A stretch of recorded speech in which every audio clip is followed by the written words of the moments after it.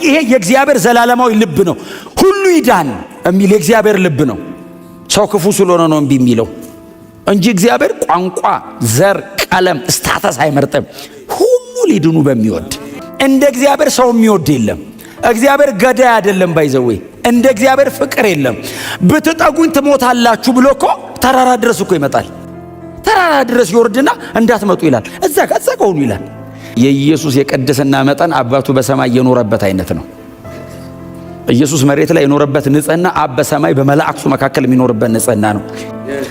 አርገ አንድ ካላረክ በዜሮ ነው የሚባዛው። 9 ተጠንቅቀ አርገ 10ኛው ላይ ብትስት ምንም አላረክም ነው የሚል እግዚአብሔር መጥቶ። አሁን እግዚአብሔር ሕግ ገልብጦ አይደለም። ከስጋ ድካም የተነሳ ሕጉ ማድረግ ስላልቻለ እግዚአብሔር በኃጢአተኛ ሰው ምሳሌ ልጁን ላከና ሕጉ የሚጠይቀውን በክርስቶስ አረገው። አርገ አንድ ካላረክ በዜሮ ነው የሚባዛው። 9 ተጠንቅቀ አርገ 10ኛው ላይ ብትስት ምንም አላረክም ነው የሚል እግዚአብሔር መጥቶ። ስለዚህ አንችልም። ሮጦ የገባ የመሰለው ሰው ካለ እዚህ ቤት ተሳስታችኋል። እግዚአብሔር በልጁ ደም በኩል ያመጣ። በፍጹም አንችልም። በእውነት ኮፓፕ አይደረግም። ለምንድን ነው ሕጉን መፈጸም አንችለው? ስጋ ኃይለኛ ነው፣ በጣም ኃይለኛ ነው ስጋ። ስጋ ማለት ይሄ አይደለም፣ ፍሌሽ አይደለም እያልኩ ያሉት ዲዛይር። ሳርክ ማለት ይሄ እንትኑ ብቻ አይደል። ሳርክ በጣም ብዙ ነው፣ ቃሉ ግሪክ ነው ግን ብዙ ነው። ሳርክ ሶማ ፍሌሽና ቦዲ ማለት ነው። ይሄ ስጋ ማለት በሰውነት ውስጥ ያለ ዓለማዊ መሻት፣ እሱን ሰው ማሸነፍም መካድም አይችልም። ስለዚህ ሕጉ መጥቶ ታገለኝ አልቻለኝም። እንዳታረግ ይለኛል፣ አረጋለሁ። ታው ትሞታለህ ይለኛል፣ አልችልም። አሁን ባላረግ እኮ ደስተኛ ነኝ። ካረክ ትሞታለህ ሲለኝ ስለማልችል አርጌ ሞታለሁ። እንደ ሰው ደካማ የለም። አታርግ ትሞታለህ ሲለኝ ፔናሊቲውን እያወቅኩኝ አልችልም ለማድረግ እና ሕጉ እንዳታረግ ሲለኝ አርጌ ስመጣ ሙት ይለኛል፣ እሞታለሁ። ይኸውልህ ኃጢአተኝነቴን እየገለጠ ሞት እየፈረደብኝ ነው የኖረው ሕግ። ስለዚህ እግዚአብሔር መጣና ደካማና ማይጠቅም አለ። ታዲያ ምን መፍትሄ ላበጅ ሲል በኃጢአተኛ ምሳሌ ልጁን ላከው። ሕጉ የሚጠይቀውን በሙሉ ኢየሱስ አረገው። ለዛውም በሕጉ ልክ ብቻ አይደለም፣ እንደማይደገም አድርጎት ኢየሱስ ሰራው። ተናግሬያለሁ ብዙ ጊዜ። የኢየሱስ የቅድስና መጠን አባቱ በሰማይ የኖረበት አይነት ነው። ኢየሱስ መሬት ላይ የኖረበት ንጽህና አብ በሰማይ በመላእክቱ መካከል የሚኖርበት ንጽህና ነው። ኃጢአት አልባ ነው ኢየሱስ፣ ስህተት አልባ ነው እና ሕጉን ከመንገድ አወጣ፣ ፍጽም አረገውና ከመንገድ አወጣ፣ ነፃ ወጣነኝ። እስቲ አሜን በሉ። ሌባ የሚል ሕግ አይደለም ያለው፣ አለመስረቅ ተቻለ። አሁን ለዛ እኮ ነው መጽሐፍ ሲነገር ኤፌሶን 4 ላይ ማንም የሚሰርቅ ይልና ከእንግዲህ አይስረቅ አይደለም የሚለው። ሌባው ሰውዬ ጥሩ ሰው ይሁን አይደለም የሚለው። እየሰራ ሌላ ለሚያካፍለው ይኑረው ነው የሚለው። የሚሰርቅ ሰውዬ አካፋይ፣ ሕግ ሊያረጋ አይችልም። ሌባ ብሎ ይገላል፣ ያስወግራል።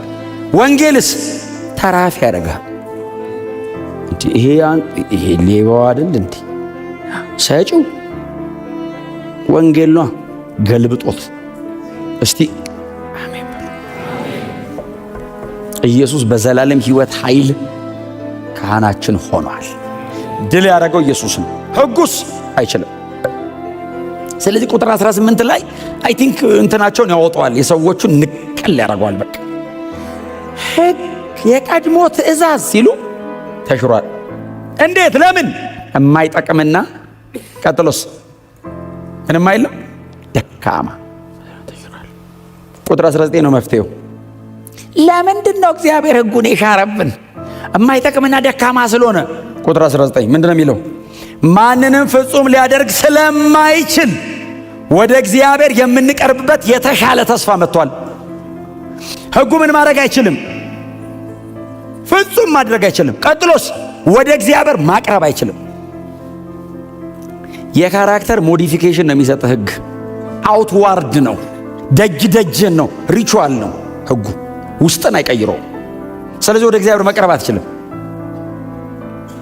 እናንተ ሌቪቲክ ዘሌዋውያን 21ን ብታነቡ ይኸውላችሁ ለሊቀ ካህኑ የተሰጠው ሥርዓት በሙሉ የውስጥ አይደለም የውጭ ነው።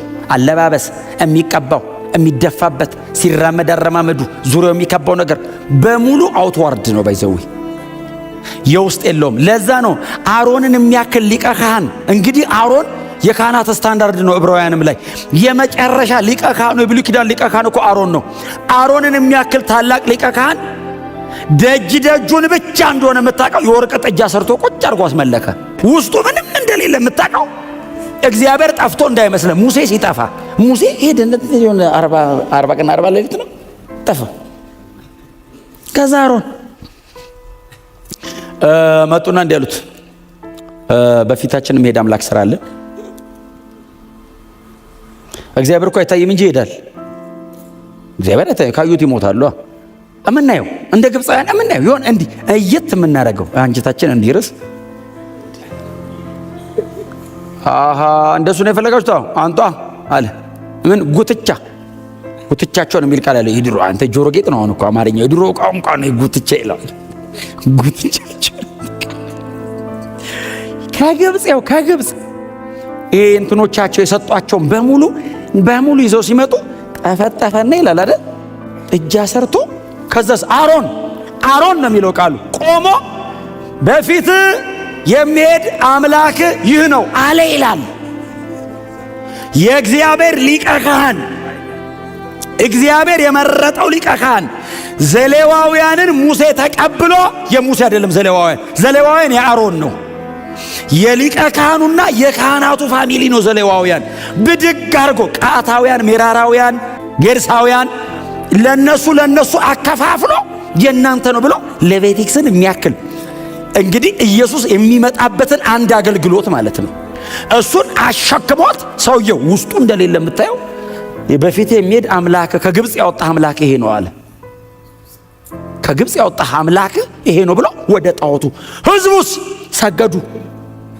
ከዛስ በሉም ጠጡም ይላል። ጣዖት ከሆነ ሊዘፍኑ ተነሱ ነው የሚለው። ቀጥሎ ዘመሩ አይሆንም። ዘመሩ የሚሆነው ቸርች ነው። በሉ ጠጡ ይላል። ሲጠግቡ ዘፈኑ ይላል። ከግብፅ ያወጣን አምላካችን እግዚአብሔር ብለው በዘመሩበት አንደበታቸው ዘፈኑ። ከዛ ሙሴ ተራራ ላይ አይደለም ጩኸት ሰማ። ሙሴ አለው እግዚአብሔር አቤት ህዝቡ ይዶን ውረድ አለው። ሁለቱን የጸላቶች ይዞ እግዚአብሔር የጻፈበትን ሁለት ጽላት ኢያሱ መሃል ላይ ነው፣ ወገብ ላይ ነው ያለው። ኢያሱ ወገብ ላይ ሆኖ ሙሴ እንደዚህ ያለው ይህ የምን ድምፅ ነው አለው። የድል ይመስላል አለ ኢያሱ። እኔ አይደለም ቃሉ ነው የሚለው ድል ነገር ሳይሆን አይቀርም ሲል ሙሴ እንደዚህ ያለ የዘፈን ድምፅ ነው አለው። ዲዛርና ያረከው ለምን እዛ ክብር ውስጥ ነው ያለው ሰውየው። 40 ቀን 40 ሌሊት ፊቱ ላይ ነው ያለው። ታውቃለህ እግዚአብሔር ፊት ላይ ነው ያለው። ሲወርድ ፊቱ አበራ የተባለበት እኮ ነው ዘፈን ነው አለ። እና ከዛ ውስጥ ነው የወጣው። ታውቃለህ ዘፍጥረት ምዕራፍ 1ን ያየ ሰውዬ ዘፈንና መዝሙር አይለይም እንዴ? ዘፈን ነው አለ። ሰውየው ደግሞ ነብይ ምን ሙሴ ነብይ እኮ ነው። ዘፈን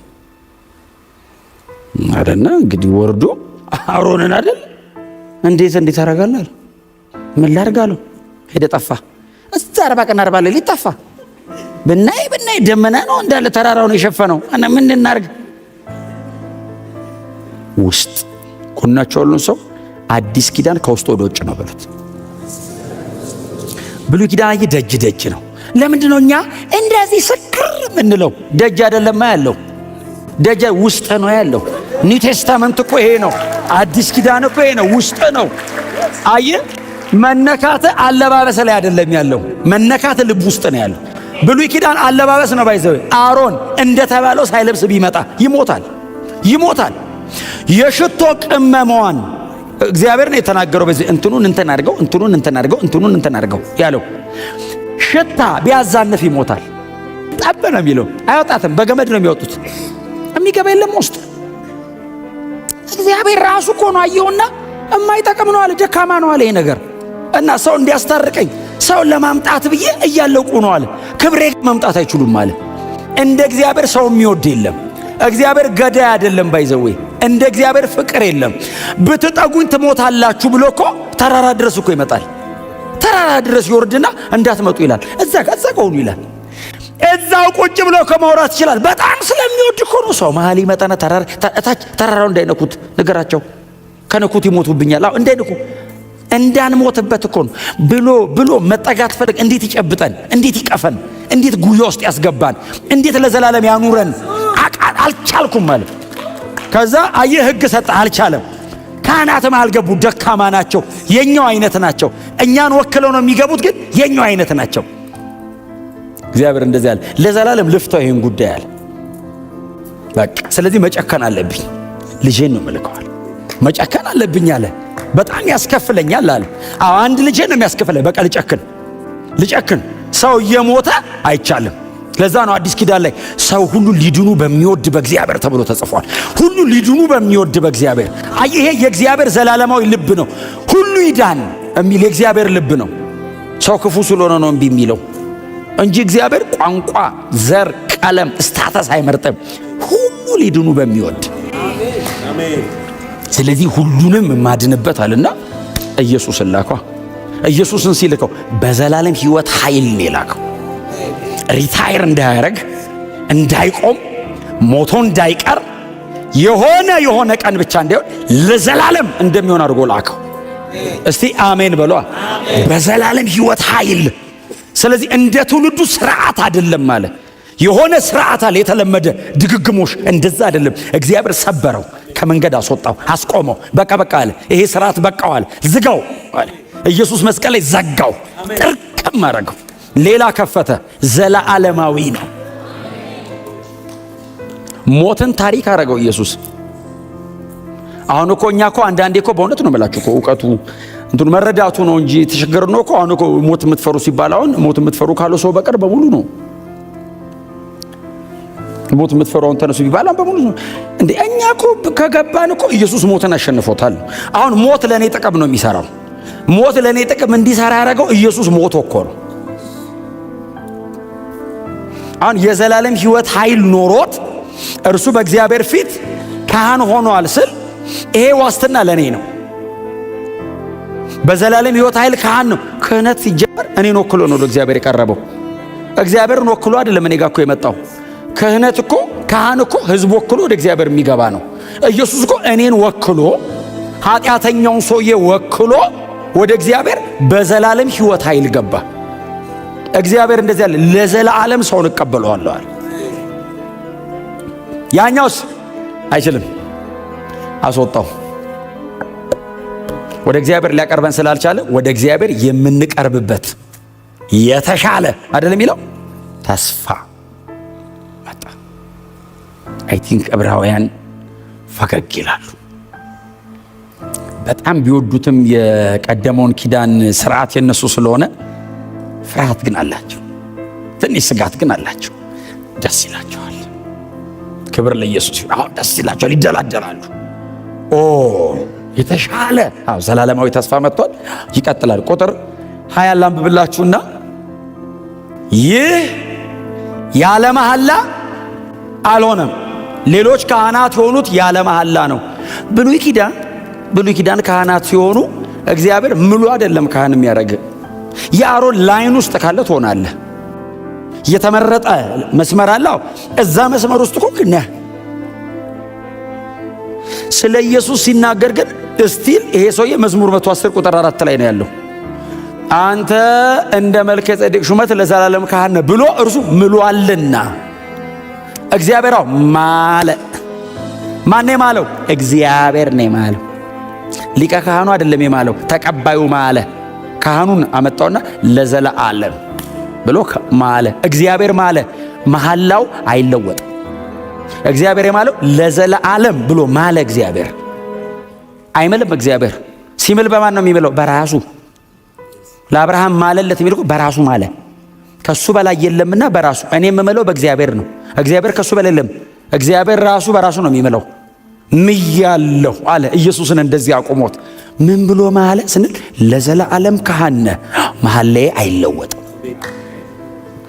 ለዘላለም ብቁ ነው። ለዘላለም በቂ ነው። ከኢየሱስ ውጪ ማንም ወደ እግዚአብሔር ላይ ደርሰን አይችልም። በሙሉ ኃጢአተኛ ናቸው፣ ደካማ ናቸው፣ ሞተዋል። ከኢየሱስ ውጪ በእኔና በእግዚአብሔር መካከል ማንም ሊቆም አይችልም። እግዚአብሔር አይቀበለውም። እግዚአብሔር ለዘላለም ምሎ ጨርሷል ኢየሱስ ጋር። ከኢየሱስ ወዲያ መሃል መግባት የሚችል የለም። ይሄ የኢየሱስ ሥራ ነው፣ እኔና እግዚአብሔር መሃል መቆም። እግዚአብሔር ይኸው ቃሉ እኮ ተናገረ። አሁን እኔ በጣም ቆንጆ ስብከት አይደለም እየሰበኳቸው ያሉት፣ እውነት ነው ይሄ። እግዚአብሔር ኢየሱስን አቆሙና አንተ ለዘላለም ካህን ብሎ ማለ። መሐላ በሁለት ወገን መካከል የሚደረግ ነው። እዚህ ጋር ግን የሚናገረው ኢየሱስና እግዚአብሔር ተማማሉ አይደለም የሚለው፣ እግዚአብሔር ማለ ነው የሚለው። ብሉይ ኪዳንም ላይ ለአብርሃም እኮ እግዚአብሔር ሲምል ብቻውን ነው የማለው። አብርሃምን እንቅልፍ አስተኝቶ እግዚአብሔር ማለ ነው የሚለው፣ ብቻውን ነው። እኔ ለዚህ ጉዳይ ብቻዬን ነኝ፣ ታማኝ ነኝ። መልከ ጼዴቅ ላይኑ አብርሃም ጋር ነው። ሌዋውያን ላይናቸው ሙሴ ጋር ነው። ስለዚህ እግዚአብሔር አብርሃም ጋር ብቻውን እንደማለ ኢየሱስ ጋር ብቻውን ማለ። ለዘላለም ተቀብዬሃለሁ፣ ምያለሁ። አንተ ለዘላለም ካህን ነህ። በአንተ በኩል ብቻ እቀበላለሁ፣ ከአንተ ውጭ አልቀበልም ማለት ነው። በኢየሱስ ደም ካልሆነ አየ እግዚአብሔር ማንንም አይቀበልም፣ ዝግ ነው። ይሄ ይኸውላችሁ በጣም ደማቅ መስመር ነው። አያችሁ አሁን እግዚአብሔር በጣም ሲሪየስ የሆነ ቀይ መስመር ነው ያሰመረው። አንተ ለዘላለም ካህን ነህ ብቻ አይደለም ያለው ማለ። አልፈልግም ሌላ፣ ዝግ ነው አለ አብ። ከኢየሱስ ውጪ ወደ እግዚአብሔር ማቅረብ አይቻልም። ለምን? እግዚአብሔር ስለማይቀበል። እኔ ስለፈለኩ ስላልፈለኩ አይደለም። ተቀባዩ ይፈልጋል አይፈልግም ነው። የሚመጥነኝ የሚያበቃ ማንም የለም አለ እግዚአብሔር። በቃ የሚመጥን በቂ የሆነ ዘላለማዊ አግኝቻለሁ፣ ከሱ ውጪ አልቀበልም፣ ዝግ ነው። ይኸውልህ ሌዋውያንን ካልተቀበል አንተን አይቀበልም። ቢቀበል እግዚአብሔር የአሮንን ቤተሰብ ይቀበላል። አልቀበልም፣ ደካማ ነው፣ ሽሬዋለሁ አለ እና እግዚአብሔር ከዕብራውያን መካከል ሌዋውያንን ለይቶ መርጦ የመረጠውን አትበቃም ካለ አሕዛቡን ኢትዮጵያዊውን እንዴት ነው የሚቀበል? አይቀበልም። ቅዱሱን ጻድቅ ነኝ የፈለግከውን በል፣ አይቀበልም። እግዚአብሔር የሚቀበለው ልጁን ብቻ ነው። በክርስቶስ በኩል ከሆንክ ይቀበላል፣ ካልሆንክ አይቀበልም። እያወራ ያለው ክርስትና ነው። ክርስቲያን የሆነ ሰው በሙሉ በክርስቶስ ኢየሱስ በኩል ብቻ ነው የሚመጣው። ለምን? እግዚአብሔር ማለ፣ በሱ በኩል ብቻ። ከዛ ውጪ አልቀበልም። ከኢየሱስ ውጪ ከሆንክ የእግዚአብሔር ፍርድ ስር ነህ። በኢየሱስ ከሆንክ የእግዚአብሔር ጽድቅ ፊት ነህ።